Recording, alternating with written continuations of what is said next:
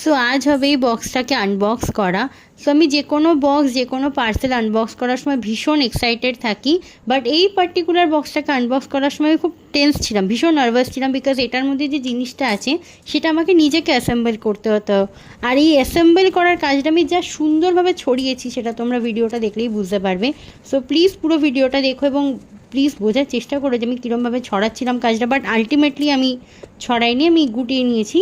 So please আমাকে comment করে জানিও যে তোমরাও যখন কোনো বক্স আনবক্স করো বা যখন কিছু অ্যাসেম্বল করো তোমরাও কি এরমভাবে জিনিসটাকে ছড়িয়ে লাট করো।